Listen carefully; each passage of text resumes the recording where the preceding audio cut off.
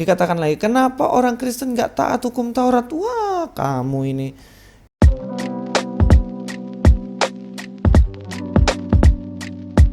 Assalamualaikum, selamat datang kembali di channel ini guys. Kali ini saya akan menjawab pertanyaan lagi. Nah, dalam segmen Q&A teologi, yaitu tanya jawab teologi. Silakan teman-teman yang mau bertanya apapun itu, silakan chatting aja ya.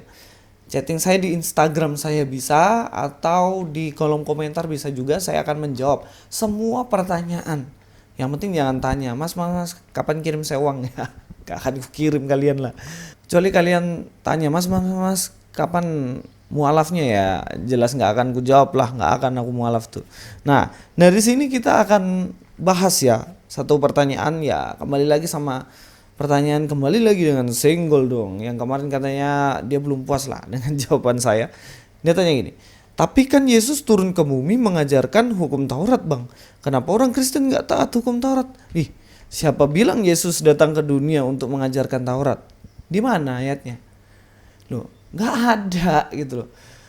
Justru orang-orang zaman itu pintar banget hukum Taurat. Ada ahli Taurat, ada orang Farisi yang lakukan hukum Taurat. Ada juga orang-orang di situ, tokoh-tokoh agama lainnya. Yesus datang ke dunia bukan untuk mengajarkan hukum Taurat. Ini jelas statement yang keliru. Loh, buktinya mana? Buktinya mana dong? Cobalah kalian ini. Coba nih Mas Senggol, kamu baca Alkitab sedikit dulu. Jangan cuma dengar dari orang lain, dari tokoh agamamu, kemudian kamu tanyakan ulang. Itu basi gitu loh. Baca Alkitab baik-baik. Apakah Yesus datang ke dunia untuk mengajarkan hukum Taurat? Kita buka ayat dulu ya, dikit aja.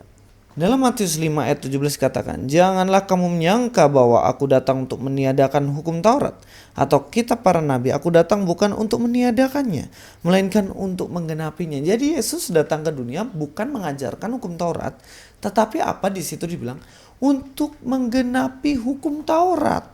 Loh, kenapa kok untuk menggenapi? Ya iya, hukum Taurat itu nggak menyelamatkan, tapi dia hanya membawa ke dalam hidup. Tapi tujuan Yesus yaitu menyelamatkan manusia dari dosa.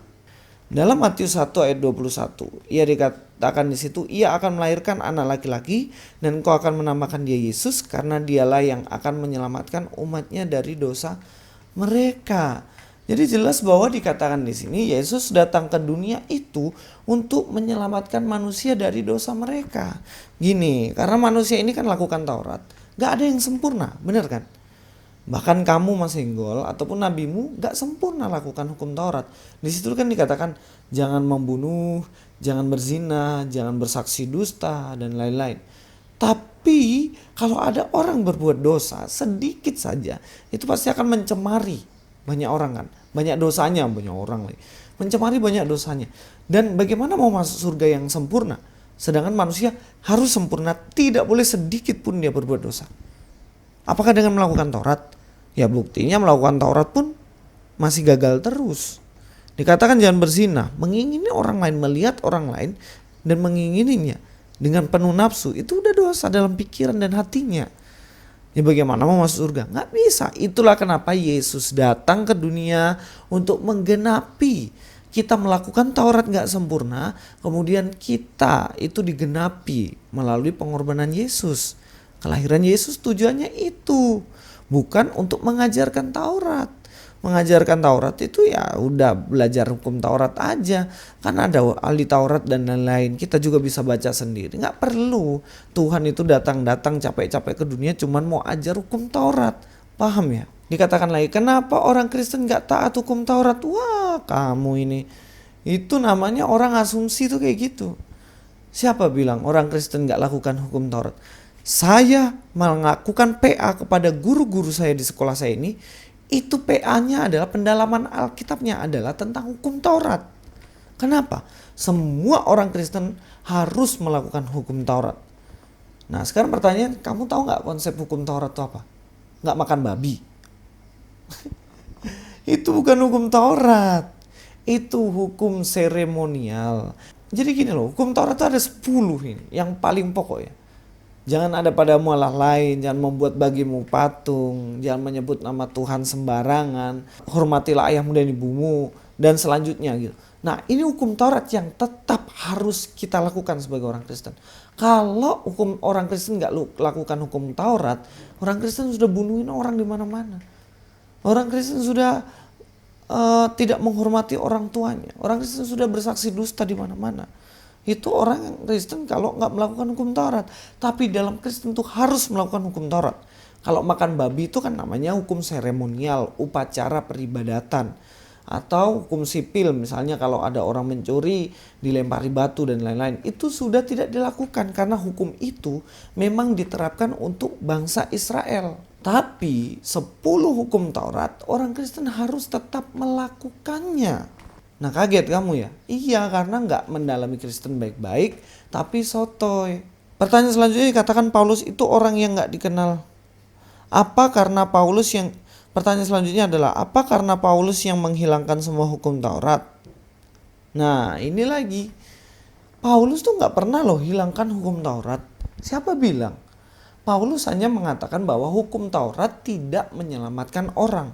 Yesus juga tahu itu betul. Makanya ketika ada orang muda yang kaya datang pada Yesus, Yesus gimana supaya saya dapat hidup kekal? Dia bilang, kamu sudah lakukan apa? Sudah lakukan hukum Taurat Yesus. Apa yang kurang lagi? Yesus mengatakan yang kurang adalah kau pergi jual hartamu semuanya lalu ikut aku, follow me. Jadilah pengikut Yesus karena Yesus yang bisa menyelamatkan kamu untuk beroleh hidup kekal. Itu loh. Yesus pun tidak mengatakan hukum Taurat menyelamatkan. Paulus juga mengatakan hukum Taurat tidak menyelamatkan. Itu intinya. Tetapi hukum Taurat dilakukan supaya kita memperoleh hidup. Hidup kita aman. Gak dipenjara. Gak terkena hukuman. Karena apa? Karena kalau kita melanggar hukum Taurat berarti kita membunuh, bersaksi dusta, ya kita dipenjara dong. Kalau di partai jangan suka korupsi. Jangan pakai duit itu untuk jadi buzzer sebar fitnah misalnya gitu. Ini penting untuk kita tahu. Jadi jangan orang-orang yang gak ngerti tentang Kristen sembarangan bilang Kristen gak lakukan hukum Taurat. Anda salah. Galatia 3 ayat 11-12. Dan bahwa tidak ada orang yang dibenarkan di hadapan Allah karena melakukan hukum Taurat adalah jelas. Karena orang yang benar akan hidup oleh iman. Ya, orang itu gak ada dibenarkan, gak ada diselamatkan kalau kita lakukan hukum Taurat. Ayat 12. Tetapi dasar hukum Taurat bukanlah iman, melainkan siapa yang melakukannya akan hidup karenanya.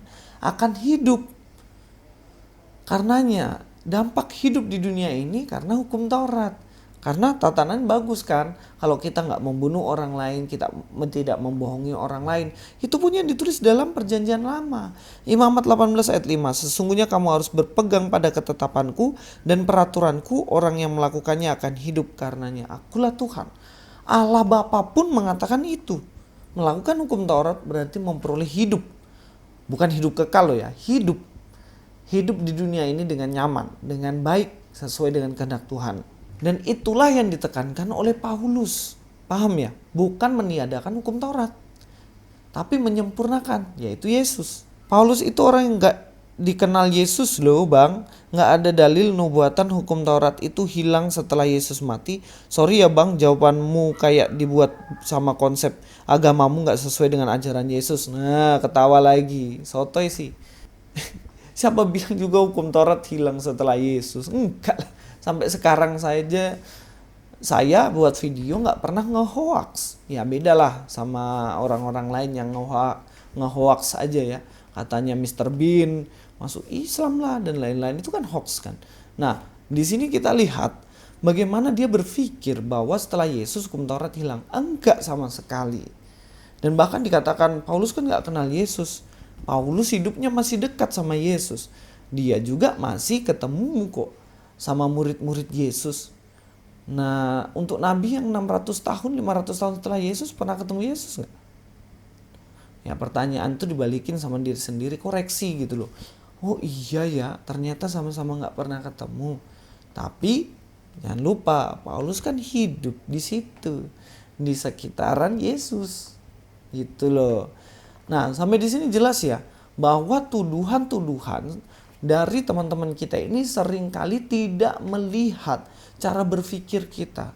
Diasumsikan, oh orang Kristen gak lakukan Taurat. Oh orang Kristen ini berbeda dengan ajaran Yesus. Itu kan asumsimu, buktikan gitu. buktikan bahwa ayat-ayat tadi yang saya kutip itu nggak ada dalam Alkitab. Nah, barulah oke, oh ternyata Yesus itu salah seperti yang dipikirkan oleh orang Kristen. Nah, ini siapa yang Kristen, siapa yang sotoy tentang Kristen gitu. Ya, mudah-mudahan jawaban saya ini menjawablah ya. Memang susah sih, butuh kesabaran ekstra untuk menjelaskan orang-orang yang terus menanyakan hal seperti ini berulang-ulang. Sampai ketemu di video selanjutnya. God be with you all.